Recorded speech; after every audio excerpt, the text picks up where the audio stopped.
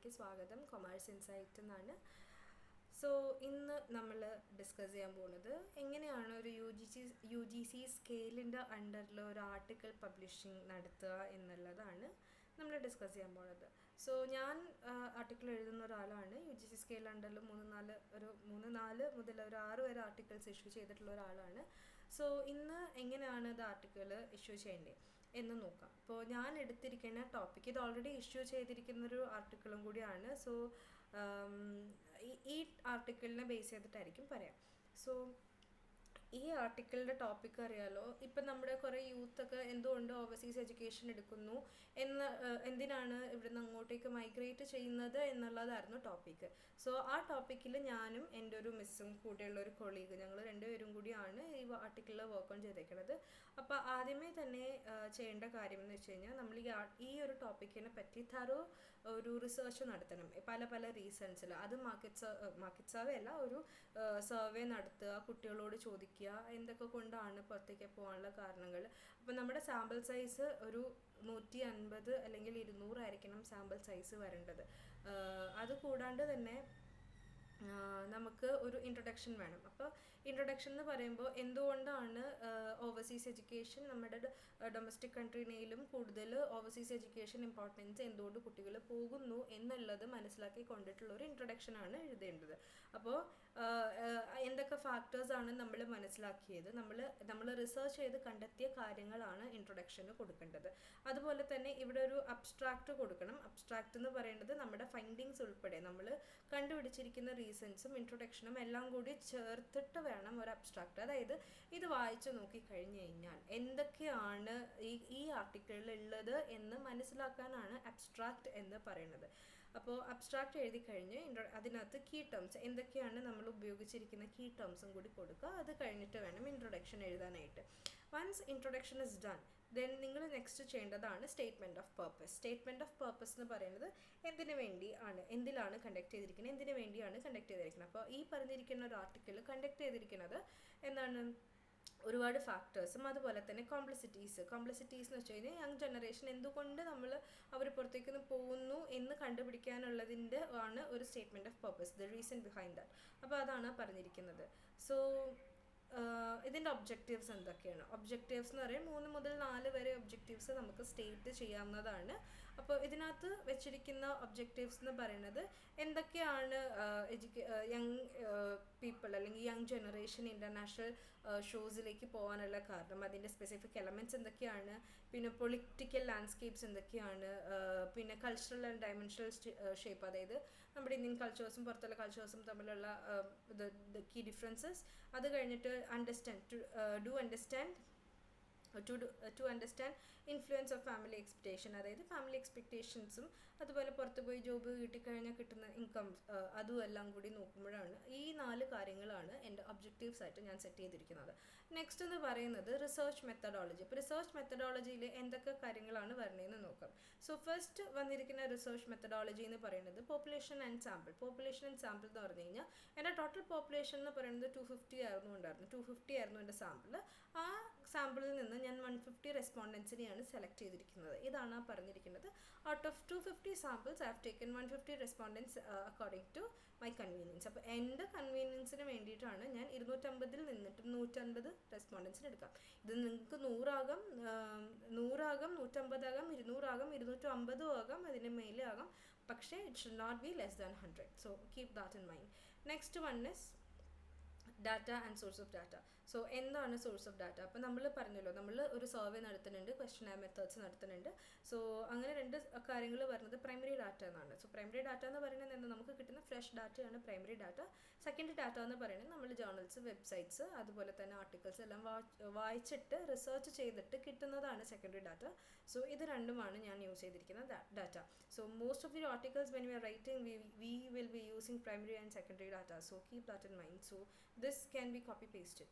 So next one is theoretical framework. അപ്പോൾ theoretical ഫ്രെയിംവർക്കിൽ നമ്മൾ എന്തൊക്കെ ഡാറ്റയാണ് യൂസ് ചെയ്തേക്കുന്നത്? അപ്പോൾ പറഞ്ഞ പോലെ തന്നെ സ്റ്റാറ്റിസ്റ്റിക്കൽ ടൂൾ എന്ന് പറയുന്നത് പെർസെൻറ്റേജ് മെത്തേഡും ഗാരറ്റ്സ് റാങ്കിങ് മെത്തേഡുമാണ് യൂസ് ചെയ്തേക്കുന്നത്.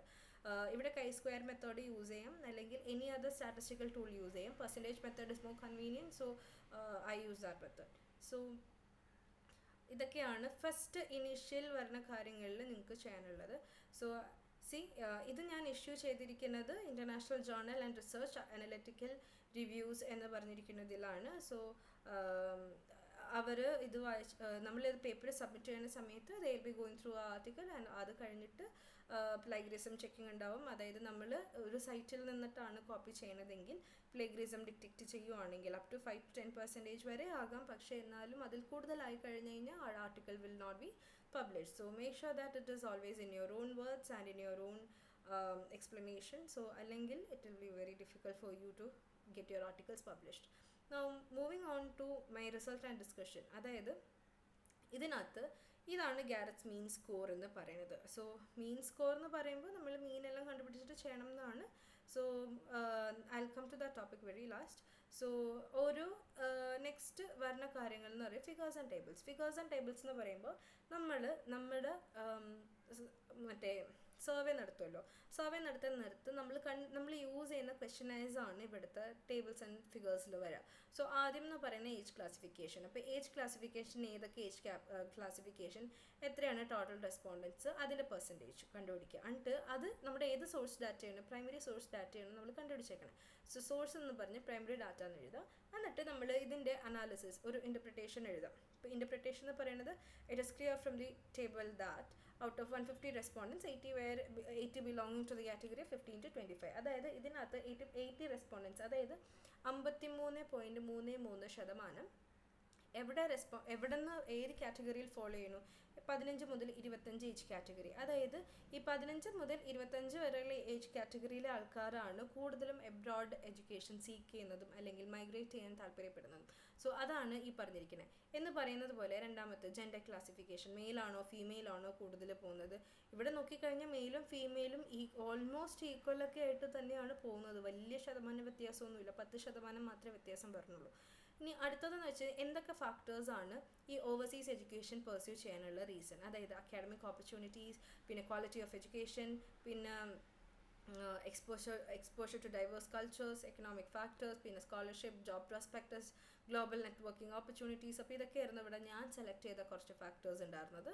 സോ ആ ഫാക്ടേഴ്സിലും ഞാൻ ഒരു സർവേ നടത്തി. അതായത് ഞാൻ ഗൂഗിൾ ഫോംസിൽ ക്വസ്റ്റ്യൻസും ഓപ്ഷൻസും ഒക്കെ ഇട്ടിട്ട് എൻ്റെ സ്റ്റുഡൻസ്, അതായത് I M A teacher, so ഞാൻ എൻ്റെ സ്റ്റുഡൻസിന് തന്നെ കൊടുത്തിട്ടുണ്ടായിരുന്നു.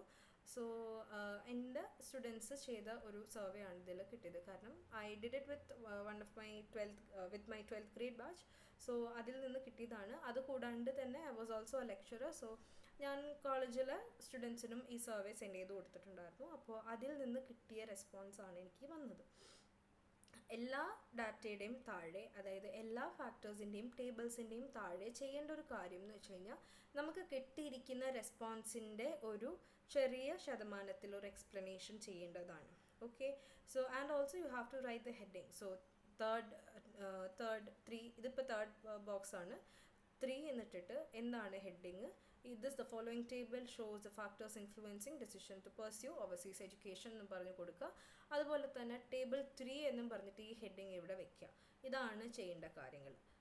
അതുപോലെ തന്നെ 4, 5, 6 നമുക്ക് ഇഷ്ടമുള്ള അത്രയും ചെയ്യാം. അപ്പം ഞാൻ ഇവിടെ ഏകദേശം 10 ചോദ്യത്തോളം എടുത്തിട്ടുണ്ടായിരുന്നു.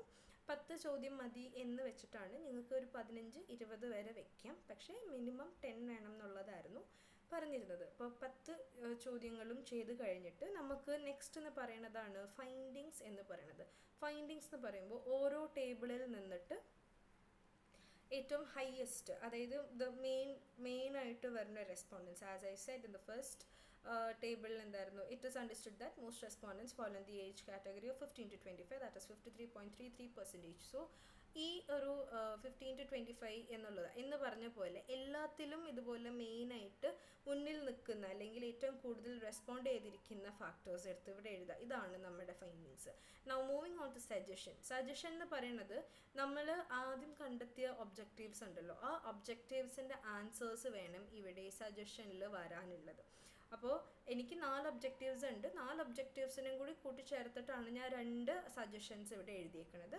ഞാൻ കൺക്ലൂഷൻ എന്ന് പറഞ്ഞത് നമ്മൾ ഇത്രയും റിസർച്ച് ചെയ്തതിൽ നിന്നിട്ട് നമുക്ക് ഓവറോളായിട്ട് എന്തൊക്കെയാണ് റീസൺസ് മനസ്സിലായത് എന്നെല്ലാം കൂടി കൂട്ടിച്ചേർത്തിട്ട് വേണം കൺക്ലൂഡ് ചെയ്യാനായിട്ട്.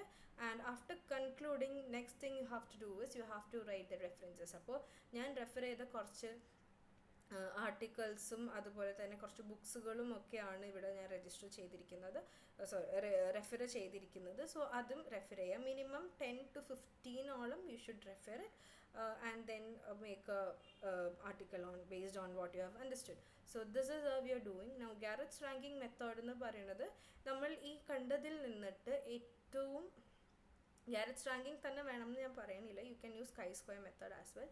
സോ chi-square ആണെങ്കിൽ യു ഹാവ് ടു use O-(e) divided by E എന്നുള്ള ഫോർമുല യൂസ് ചെയ്തിട്ട് observed frequency minus expected frequency ചെയ്തിട്ട് വേണം ചെയ്യാനായിട്ട്. Garrett's ranking മീൻ എന്ന് പറയുമ്പോൾ നമ്മുടെ ഏറ്റവും കൂടുതൽ ഹൈ റാങ്കിങ് ആയിട്ടുള്ള വന്നിരിക്കുന്ന കാര്യങ്ങൾ എടുക്കുക, അതിൻ്റെ മീൻ സ്കോർ കണ്ടുപിടിച്ചിട്ട് വേണം ചെയ്യാനായിട്ട്.